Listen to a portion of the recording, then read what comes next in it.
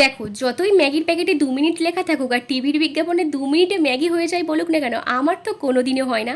কারণ আমি ম্যাগিটাকে এইরকমভাবে বানাই। তো চলো দেখে নাও। প্রথমে ম্যাগিটাকে একটু সেদ্ধ করে নাও, আর বেশি সেদ্ধ করতে যেও না জানো, তাহলে কিন্তু ভালো লাগবে না। একটু শক্ত শক্ত থাকবে এমন সময় নামিয়ে নিও।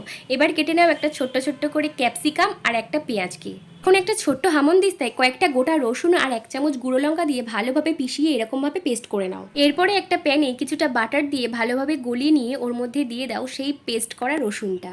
এরপর একটু হালকা নাড়াচাড়া করেই ওর মধ্যে দিয়ে দাও সেই কুচানো ক্যাপসিকাম আর পেঁয়াজটাকে ভালোভাবে একটু নাড়াচাড়া করে নাও, আর দিয়ে দাও ম্যাগির মধ্যে থাকা সেই মশলাটা। এখন সবকিছুকে একটু হালকা নাড়াচাড়া করেই ওর মধ্যে দিয়ে দাও অল্প একটু জল, আর জলটা একটু ফুটে উঠলেই ওর মধ্যে দিয়ে দিও সেই সেদ্ধ করা ম্যাগিগুলোকে। এখন আর কি, ম্যাগিটাকে সবকিছুর সাথে ভালোভাবে মিশিয়ে নাও, আর দিয়ে দাও ঝুড়ো করে ভেজে রাখা ডিমটাকে দিয়েও একসঙ্গে ভালোভাবে মিশিয়ে নিয়ে ওর ওপর থেকে দিয়েছিলাম কিছুটা চিজ।